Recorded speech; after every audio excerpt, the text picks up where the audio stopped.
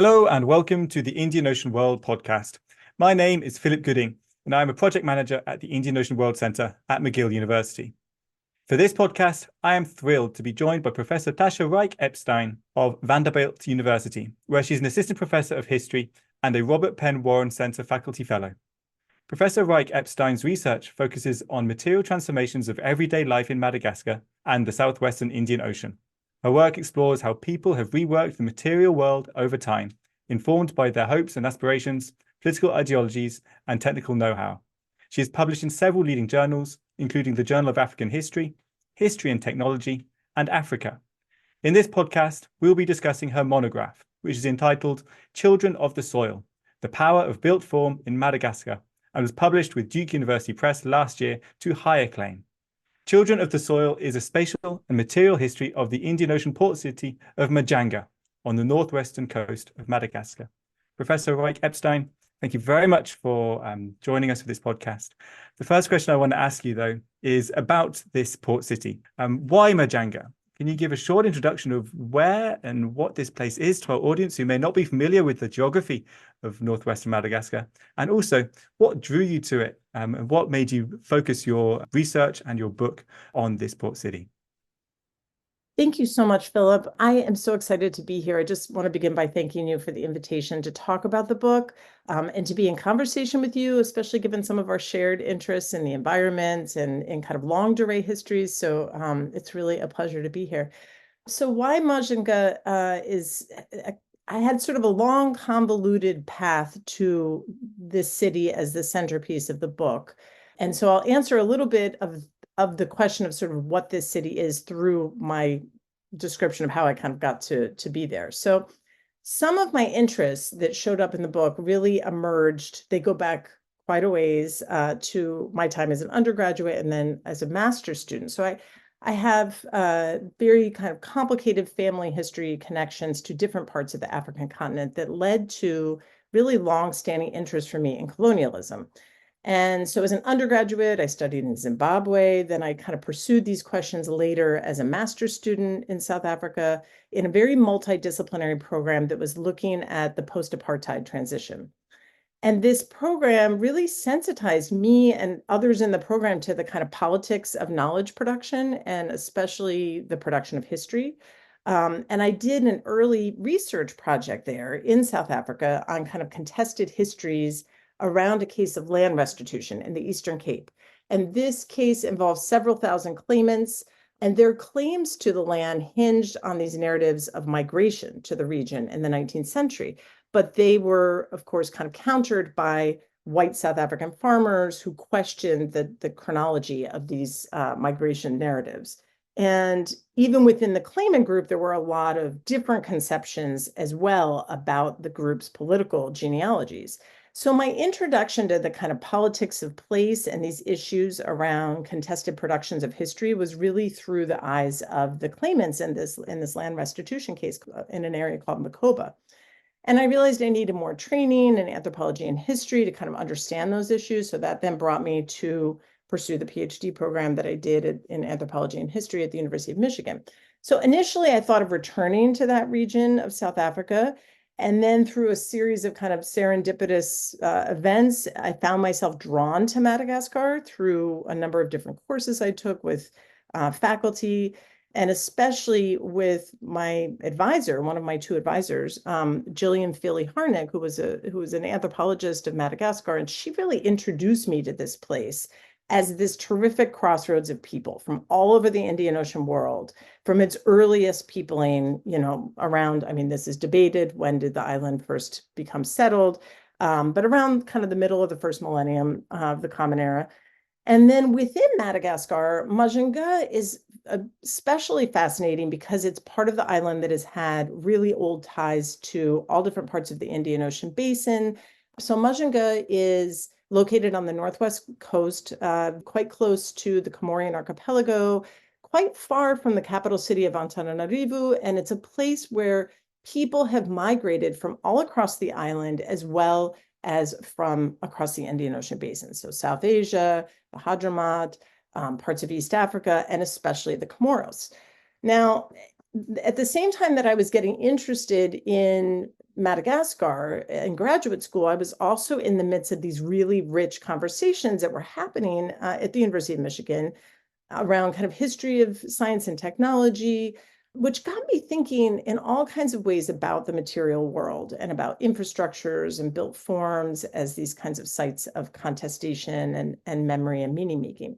So one more piece that might be helpful to mention is as I was beginning to do some preliminary research and really thinking of developing a project around histories of migration and mobility around the city, I visited the city with my family in 2009. And one of the striking features in the city that I noticed were these intricately carved wooden doors in the old section of the city. Now it's called Mahajanga Bay. The French called it Ancien Mahajanga. And these doors bore striking resemblance to the famed iconic doors of Zanzibar. And I was immediately intrigued, right? Like what kinds of Indian Ocean affinities and knowledges were at play that allowed these kind of the continuity of these doors between these port towns across the Mozambique Channel. And these, as scholars have shown, these Indian Ocean doors also have, ties to Gujarat and other parts of South Asia. So that kind of opened, I could say more about the doors, but I think what's important is that, Madagascar is not often thought of in tandem with the Swahili coast or parts of Eastern Africa. And so that physical architectural feature signaled to me that there was sort of more to unpack there about those ties that were not just ancient Indian Ocean ties, but also more recent ones. And they really kind of those doors really pulled me into the history of the city. I should add, though, that the doors, I didn't actually end up focusing that much on the doors themselves in the book, but it did open up a host of questions for me about kind of migration, questions of origins, knowledge, and power that I tried to kind of trace out throughout the chapters. It's interesting that you mentioned the doors here, even though you're right that they're not maybe the central focus of the book. Because reading parts of the book, I kept on thinking about the Swahili coast as well. In fact, in the introductory chapter, there's a sentence in there that really spoke to me in terms of my understandings of the history of urbanism in the Western Indian Ocean world. And I'm going to quote it back to you, so apologies for that. But it says, rather than following a simple teleology of soft to hard, ephemeral to obdurate, or thatched to stone, the becoming of Mahajanga witnessed the tangled coexistence of multiple materials with overlapping temporalities and distinctive meanings. And to me, I felt like this had so much applicability to recent histories of the Swahili coast, which have begun to turn away from the old focus on stone architecture and have emphasized, for example, the long-term importance of wattle and daub as well. And I kind of wondered what your wider thoughts are here.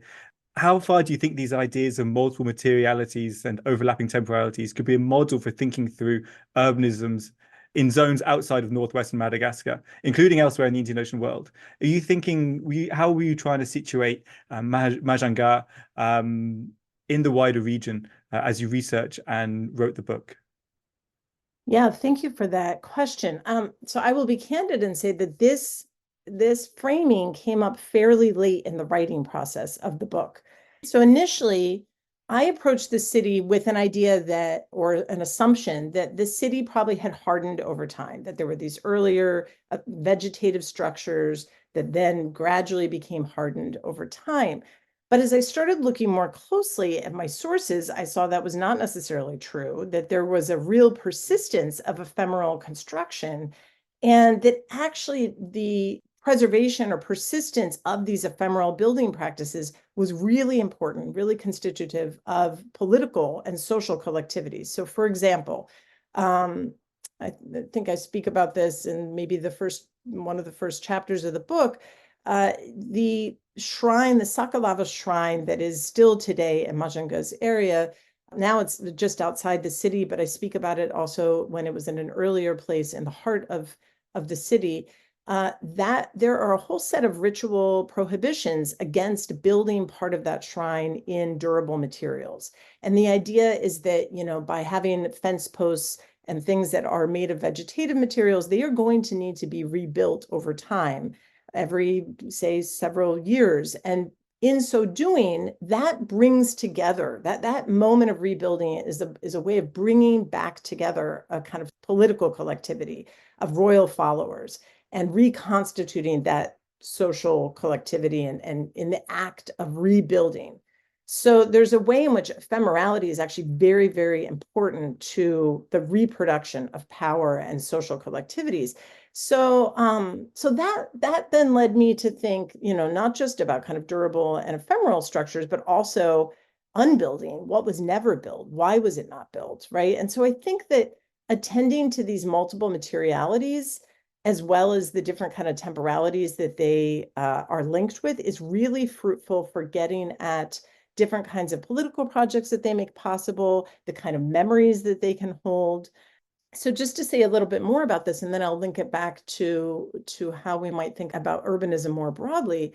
So French colonizers were actually very, very ambivalent and sometimes quite hostile to ephemeral construction. So at times they were really prohibiting durable architecture. They did not want migrant laborers to come and build durable structures. This was a way of trying to prevent people from settling into the city. This was especially true in the early decades of the 1900s. And then this perspective, of course, though, was shaped by a certain logic and a kind of regime of value that really elevated permanence and fixity over ephemerality. So now, there's been art historians. There's a wonderful book that just came out by an architectural historian, Anu Siddiqui, that's looking at exactly this issue of the kind of politics of ephemerality. But what this shows is that how managing building materials is really about managing time. It's about producing particular landscapes with particular life cycles. And by prohibiting durable construction, the French colonial authorities were also trying to kind of constrain the political capital that migrants might accrue over time. And of course, some migrants contested this. They embraced these hardened forms. And they managed to maintain their families and kind of perpetuate their families through a number of political and economic upheavals, but by drawing on these kind of sedimented, lasting built forms. And that was particularly true for one of the key groups in the book, which are Comori and Malagasy mixed families. So I will also just say that in speaking with people, and this will probably come up also a little later in our conversation, but in speaking with people about their homes, they narrated their homes as kind of archives. They narrated their family genealogies through the incremental hardening of their homes. And so it was not uncommon for somebody to narrate, my grandmother inherited this land and she built the house of thatch. And then my mother came and was able to rebuild the house in corrugated tin or steel. And then, now we've been able to rebuild it in stone material. So in that way, houses became a kind of archive of these generational contributions and legacies and lineages. So to zoom out in terms of the implications more broadly, I think methodologically, it's really fruitful to follow materials over time and space, right? To kind of trace out their genealogies, to get an idea of how power is expressed over time and brought about. And scholars have kind of followed this methodology in other contexts too, looking at different materials in parts of Asia and things like this, which have shown, how particular materials can be linked to also sort of patronage networks and luxury objects, things like that.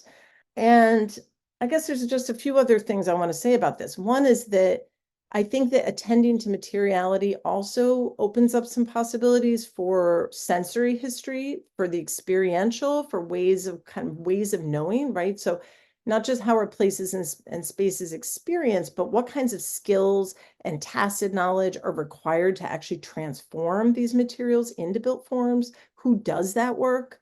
And I think this can provide a really useful and important complement to more kind of conceptual discursive histories that are in a more kind of abstract domain. And doing this kind of work in cities is really fruitful because those are dense sites of encounter and contact where people are constantly negotiating their positioning in these really dynamic spaces, and materials can kind of take on new meanings. And then finally, to get at the question around temporalities, I think that materials are so useful for rethinking these inherited chronologies that we have, right? So some scholars have written about sort of ages of materials, right? We live in an age of concrete, or we have regimes of different material construction.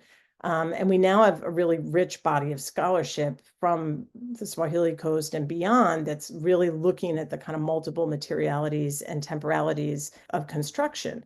But I think as more and more cities across the world grapple with impacts of climate change, looking at the multiple temporalities of cities is also helpful for understanding sort of slow violence, right? The way that ecological crises are slowly unfolding. And also alongside the spectacular violence of kind of catastrophic events, whether it be flooding or whatnot. So yeah, I think that there is a lot that can be carried forward in other urban contexts for understanding a little more of this relationship between materiality, temporality, and power, especially amidst changing ecological conditions.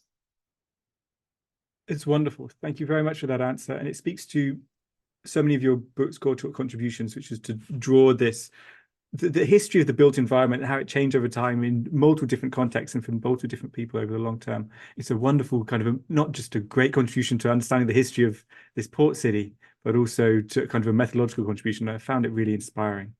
I want to kind of ask you some more about the methodology as well, about how you came to it and how you constructed it. You place significant importance on the more than human. You refer to it as the more than human in the book. You've alluded to some of it there, kind of in terms of senses. You refer to shrines and ancestors. You refer to ecologies and climate change.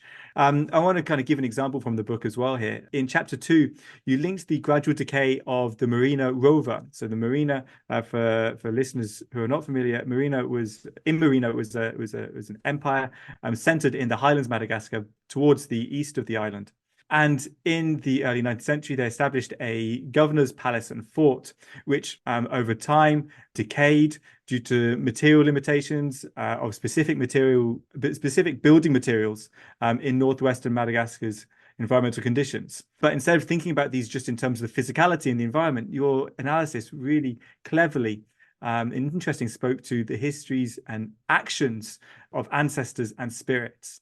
And I wondered, basically, what drew you to make these links between the environment and the spiritual world, not just in people's cosmologies, but as entangled actants in historical process? And you can ask similar questions about similar phenomena in other chapters, which you link the built environment to emotions. What inspired you to make these methodological turns, and how did you accomplish them as well? Yeah, so to answer that, I think I need to just explain a little bit of context. So the city really began kind of mid-18th century as a trading post. And at that time, the Sakalava political capital or ritual capital was in Maravoy, and even in another town before that, some 60 kilometers far away. Even though there was this kind of separation between the trading capital and the ritual capital, the city of Mahajanga was widely recognized as Tani Sakalav. And what I mean by Tani Sakalav, Tani is the word for land or earth. And what I mean by that phrase is that it was governed by Sakalav ancestral norms. And we know this because written European accounts talk about Sakalava prohibitions on building and durable stone materials. Those were to be reserved only for certain tombs and royal structures. This is true in other parts of the island as well. By the 1780s, these were overturned by a particular monarch, Ravahini. And then what we see is traders, Antalotra, Indian, and other traders begin building these stone houses. And Mahajanga begins to get more greatly resembled Swahili coastal towns. So historiographically speaking, that made sense to me. So that the city sort of fell in line with these studies looking at, early architecture and city building along the Swahili coast and these Indian Ocean towns, like those case studies that we have, Mahajanga. I could see that this role of local agency in building and designing tombs and mosques and stone houses. And it was also evident in the sources, the way that those houses and compounds had kind of structured different activities and social values and so on. What was surprising to me is just what you're picking up on, this moment of kind of glimpses into the more than human flickers in the archive. And the way that building projects and kind of contested moments of governance were taking place in this landscape inhabited by the living, but also by ancestral presences, by spirits, by related prohibitions around land and building. And so this really came out of my sources. So to go back to this example that you offered and maybe just say in a little more detail, so following the conquest of the Northwest region by the Marina monarchy in about 1825, 1826, the Marina soldiers enter the city. They decide that they are going to build a shrine and actually bring the Sakalav relics that are really the heart of royal power. To possess those means that you really can possess the power and authority and legitimate authority over a space. So they wanted to build this new shrine in the city on top of a hill, and they were going to bring these royal relics to this shrine. And I was astounded to read in this, and this insight came from, I should just situate, came from a 19th century letter that was written from an administrator in Mahajanga in Malagasy. He's writing back to the monarch in Antananarivo, and he's explaining that, we're trying to build this shrine, and we had this plan that the relics were being carried to the shrine. However, we ran into a problem and the ancestors didn't agree. And the porter who was bearing them, who's carrying them, became rigid and frozen and could no longer move. He couldn't go anywhere. His feet wouldn't travel. So this administrator is writing back in a kind of, moment of both. To me, my reading of the letter was both, he's writing out of tremendous fear about what the implications of this really are, and also frustration because he's trying to legitimate power in this newly conquered region. And eventually this porter is able to bring the relics and they are able to construct this. But it was so fascinating because it just revealed how people really understood and experienced these ancestral presences as very obstructionist at times of building projects, at other times enabling. And I will also say, it's worth noting that the reference to this porter as frozen or frigid or, kind of fixed in time, in the context of 19th century Madagascar, people would have understood that as akin to a kind of deathly state, right? That's a kind of cold, frozen sort of state of being. And so that was only going to bode poorly for this newly expanding Marina monarchy. So that's one piece of it. I think the more than human landscape, though, also shaped the contours. This is another important intervention I try to make in the book, is that it really shaped the contours of who could claim different forms of belonging to a particular place. So later, as more and more migrants are coming from the Comoros, so now I'm speaking of sort of early 20th century, these were mostly men coming from Comoros who intermarry with Malagasy. And these families and these migrants were said to respect, that they were very respectful of these ancestral prohibitions on the land, and that understanding those prohibitions enabled them to integrate into the city in a way that other migrant groups didn't. And I think this is important to emphasize because they were settlers in a sense, and yet they did not claim their ties to the city of Mahajanga by discounting or erasing the presence of those that already lived there, whether the living or the dead that came before them. They respected those beings, and they did not anchor their claims to that place primarily in occupancy or in property holding, but in their ability to transform spaces in accordance with and respecting these prohibitions and ritual practices associated with the land. So in that way, the more than human landscape becomes also important for understanding, the limits and possibilities for groups to integrate into a city, newcomer groups. And in that way, the book tries to offer what I call a sort of parable on the ethics of being a good settler from an African context, which I think I think that a lot of African historiography, there's much to contribute to larger global debates around indigeneity and settler nations and so on. And so that, I think there's more to be mined there in other case studies, but seeing how these migrants were able to engage with the city as a more than human world was really important for understanding the ways that they also kind of wove narratives about their ability to belong to that place. Thanks very much.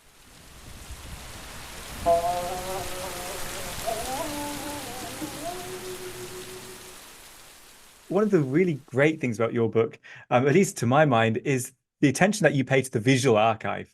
That your book is filled with figures. There are images of portraits, maps, postcards, even chocolate wrappers, which both illustrate and demonstrate some of your core arguments. And reading the captions, I know that some of them came from archives and some came from your own personal collection. And I wondered, how did you create this archive? How important was it that it was included in your book? Because I think it's fairly unusual for academic books, particularly in the humanities, to have this many figures. And were there any images that you wanted to include but couldn't for whatever reason? But how did you create this archive, and what does it mean to include it in the book itself? Yeah, thanks, Philip, for that question. So I was rather indiscriminatory in my curation of images. I just began to kind of gather any and all images that I could find, postcards especially, that I found in any venue that I could find that related to Mahajanga. I gathered and acquired, and they were relatively inexpensive things to purchase over time, but they began to, soon I sort of saw I was actually amassing a kind of mini archive of these postcards. And then I was really elated to discover these many of the photographic images here in the diplomatic archives in France, which are from a photographer by the name of Albert Pinard. He was a photographer in the city in the kind of late 19th century, and many of his photographs are in this book, including the cover image. I think, these images felt really important to me to include because I was trying to bring to life this place that I knew most readers would be very unfamiliar with, even specialist readers who are specialists in African history or Indian Ocean. Madagascar is still a place, as I mentioned before, that has not been kind of central in those conversations. And so I wanted to really bring to life this place. And because it is such a place and space specific book, it felt like there was a lot of opportunities to do that with the images that I had. Now, having said that, these images are not unproblematic. These are postcards that were largely taken for the purposes. I mean, the history around who took them is actually also very interesting, because there's another sort of history that I didn't get into around kind of Goan photographers who traveled throughout the Indian Ocean taking many of these postcard images. Some of those families, I suspect, were also those that took some of the postcard images in this book. But these postcard images were taken largely for the purposes of, circulating back to the metropole, making Madagascar legible to publics in France and Europe. The same could be true for the chocolate wrappers. I think what became really revealing was the handwritten messages in the margins of some of these postcards. You would have these kinds of notes of tenderness and affection for somebody back home that were written on a postcard portraying massive destruction and loss of people's homes following the 1902 plague, for example. And those homes were mostly owned by South Asian traders or Antalotra traders. So this kind of juxtaposition, right, of this sort of horrific destruction on one hand that then became paired with these sentiments on the other was, I think, something that was disturbing at times to grapple with. I will also say the only images that I wish I had been able to include more of or do more with are maps. So the maps in the book were extremely difficult to construct, actually. I was very humbled in the process of putting those maps together because I wanted to show dynamic processes and became quickly aware of how challenging that is to do on maps. And I'm continue to marvel at my colleagues who are more skilled in the way of working with maps. So that is something that, I hope to kind of explore and do more with in the future. But I will say that in general, the kind of problematizing of the images themselves, this piece felt a little unfinished in the book. I wish that I had been able to do more with that. I was trying to use these images as kind of one among many fragments to piece together everyday life experiences in the city over a long, expanse of time. But admittedly, more could be done to read those photographs. Yeah, wonderful. I really enjoyed looking at them and studying them as I read the book. In fact, that added so much to the history describing. And as someone who's not a specialist in Northwest Madagascar history, it was just, it was fantastic. I think you achieved your aim there. And then I kind of want to ask you, also, maybe this should have been the first question. The idea of children of the soil, the title of your book. This is a translation of a Malagasy term, Zanatani or Zanatan, which became popularized, as you write in your book, in the early 20th century. And I just kind of want to know the kind of your reasons for using this term as your framing device, especially considering that this was a term that became popularized in the early 20th century. And you notice that it's not so popular now as well. And in addition to that, your book starts at the end of the 18th century. What was it about, particularly Zanatan, that made you, that is particularly useful for thinking through this long-term history? So when I was approaching the project, I was conversant with this now voluminous literature we have from Indian Ocean histories, where the Indian Ocean is cast as this place of exchange and connectedness and cultural mixture. And one of the, I think, assumptions that emerged from the early scholarship was that of sort of cosmopolitanism, right? That these Indian Ocean entrepot are sort of necessarily places where there's all kinds of linguistic and cultural and religious mixture between African, European, Indian groups, Muslim, Christian, Arabic, Swahili speakers, English, so on and so forth. And that coastal communities were necessarily open to absorbing outsiders.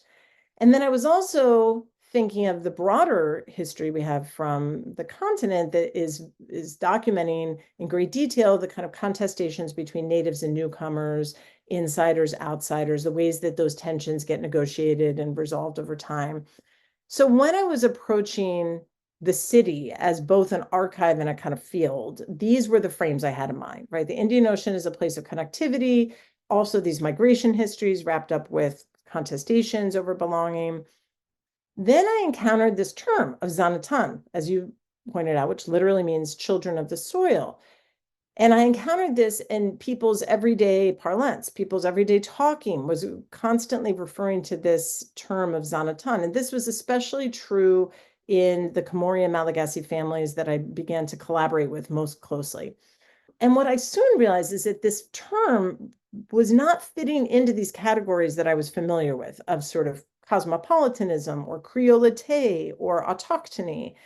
And it was very striking to me that people, and especially, again, these Comori and Malagasy families, were situating Zanatan as a spatial practice. So they were directly linking their homes as evidence of their status as Zanatan, as children of the soil, as those that really belong to the city. In doing so, they were often contrasting themselves with newer migrants who they characterized as, more concerned with sending money to construct tombs or sending money back to their families and their home villages elsewhere on the island than with building a house in the city, which was seen as a way of accumulating value and prestige.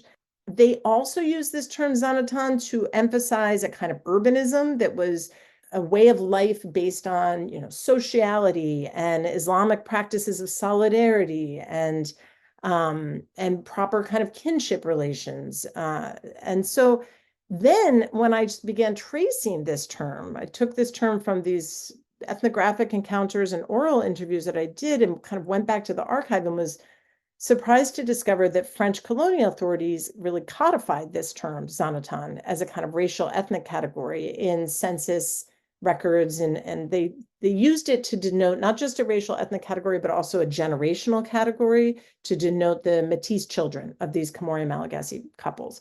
So this concept became really important in the book because by following this concept over time, I was able to see how these categories of belonging and difference were anchored, as I said, in this spatial transformation well before, even before the rise of Zanatan as a term, this sort of the negotiation of belonging by transforming space was evident. And I think, while we have this really rich literature of, I would say, sort of intellectual history that's looking at the ways that people have made ethnic, racial, or other kinds of differential categories through arguments that they waged, ideological debates, whether in the context of nationalism or more recently where people are working out kind of bounds of citizenship, it became evident that people are claiming belonging in this whole host of material ways, in addition to these verbal and written claims, and in ways that really challenge the categories of first-comer and late-comer, insider, outsider, as discrete categories. So I found that this term Zanatani helpfully complicated or contributed, I guess I should say, to what felt like a limited vocabulary, limited scholarly vocabulary for understanding belonging. If we just think in these kind of dichotomies, right, we're missing all the gradations of belonging. And so I would argue, like, we need to dive more into language as an archival source for understanding these gradations of belonging and different ways of sort of nuanced forms of belonging and nuanced forms of agency that allowed some migrants to maneuver these kinds of social and political formations in really complicated ways. Now, I want to also signal, though, in your question was a point about the early period, like, is this an anachronism in some ways or something like that? You didn't ask it in that way, but perhaps one could. So there was a very strong correlation or strong connection, I should say, between the category, the sort of ethnonym of Antolotra, which is translated as people of the sea, and the people who constitute or self-identify as Zanatan in more contemporary times. And the overlap there is that both of these groups recall or invoke mixed ancestry, right? These are Muslim, Comorian Malagasy groups. They often are also pulling on some ancestry related to East Africa, the Hadramat. Antolotra, for Indian Ocean listeners, are going to be very close to Swahili traders. So there's all those associations. So I began to be convinced that there is a kind of transformation that begins to happen where people of the sea then actually begin to identify more as people of the soil. And we see this sort of shift. Very few people in the city today would identify themselves as Antolotra. Very, very few. There's some, but that does not mean, though, that Zanatan forwent ties to the literal, to the ocean, that many Zanatan still retain even till today, trading ties and ocean-going practices to the Comorian archipelago. But over time, these families did invest greater and greater energy in landed ties in Madagascar. And I think this was alongside shifts in the rise of global capitalism. So I could have named the book People of the Sea to Children of the Soil or something like that. I chose this Children of the Soil to kind of emphasize these spatial transformations that this group, as well as many other migrants across the city, took on and carried out. And I chose Children of the Soil also because this term Zanatan becomes very linked to contestations over citizenship that emerge with the rise of nationalism that I get into kind of towards the end of the book. Yeah, of course, it's a fascinating transition that you describe in some of the middle chapters, and I really enjoyed reading it. You finished that answer by referring to the more recent past and nationalism. The epilogue to your book is entitled Unfinished Histories. So I wondered, what's at Mahajanga now? From my location here at McGill University, I rarely hear about Madagascar from the global media, except for negative reasons, often related to either political instability or humanitarian needs. And of course, this reflects the priorities of global media as much as, or probably more than, conditions in Madagascar itself. For our audience, could you just reflect or tell us more about Mahajanga now in the 21st century? And how is the history you describe in Children of the Soil playing out in the present? Yeah, thank you for that. So I think to answer this, I need to just briefly explain that the book ends with a very violent event that happens in 1976-77. 1960, Madagascar gains its independence, and there's a kind of period of neo-colonial rule where things more or less stay the same. The ties economically and diplomatically to France are retained. But by the kind of early to mid 1970s, people become increasingly frustrated with this. And so what we see are large-scale political mobilizations and the rise of a kind of socialist revolution. So with that comes kind of new ways of thinking about national identity and citizenship. And in that context, the city of Mahajanga is also experiencing increased migration from people coming elsewhere in the island, mostly maybe from the southeast and southern regions, also from the highlands. And these are migrants who are seeking work in a time of economic austerity and duress. And they enter the city and discover this kind of economic and spatial dominance of Comorian Malagasy families. And become very frustrated with their marginality in the city.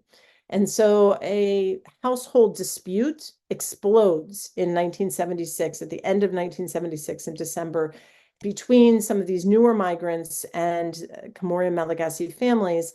And that dispute then leads to a full-on kind of what some have termed an ethnic cleansing, others have termed, an expulsion. One of the local terms that's used to describe this event is the rutica, which could be translated to mean like a tumult. And so with that, some 15,000 Comorians and Comorian Malagasy individuals are expelled from the city. Many are repatriated back to Comoros. For some of them, that's the first time they've ever been to the Comoros. It's not a place where they speak the language or feel at home.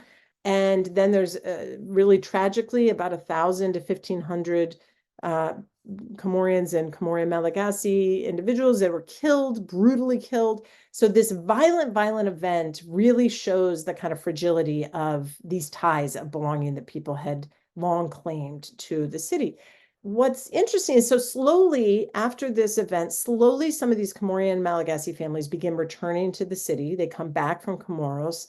Some efforts to reclaim their houses and their properties were successful, in other cases not.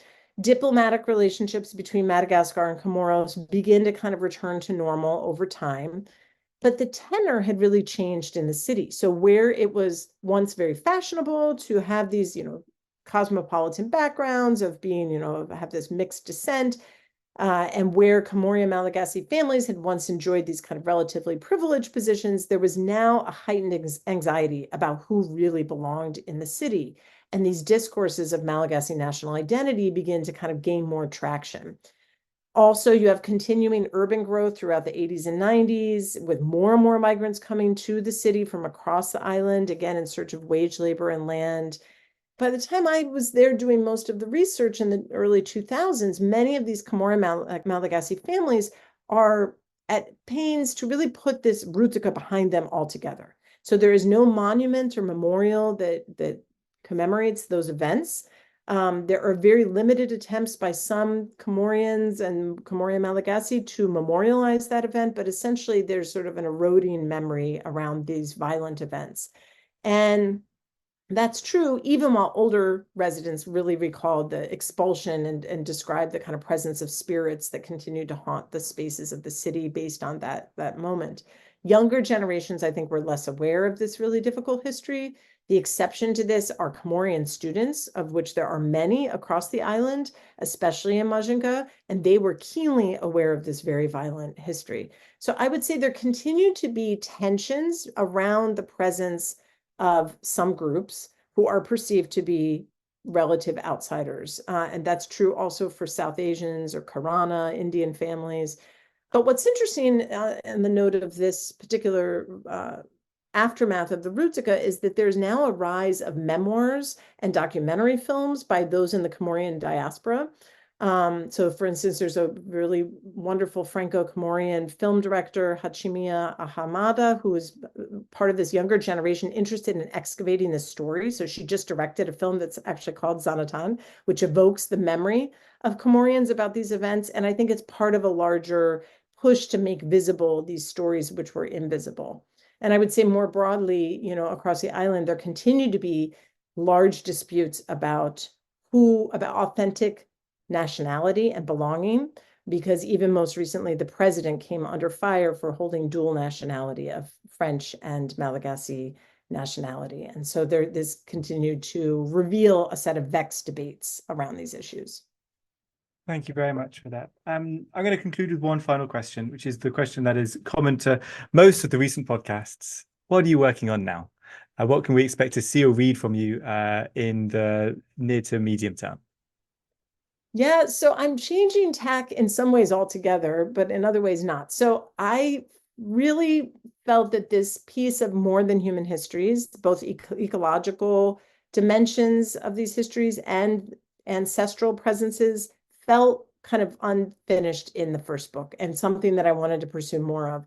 So I'm currently developing a kind of longue durée environmental history that would really account for this more than human world of the island and the surrounding Mascarene Islands through the lens of human-insect encounters and relationships. So I'm beginning this with a lot of work on bees and beekeeping and Malagasy apiculture, which has me completely in the weeds in all these fascinating ways, because I discovered that Madagascar was actually an important source of beeswax to Europe in the late 19th century, at the same time that honey continued to accrue incredible symbolic and ritual value across the island. So it's an emerging project that I'm still developing, but very excited about. And hopefully will put me in more conversation with you, Philip, around your interests as well in environmental history.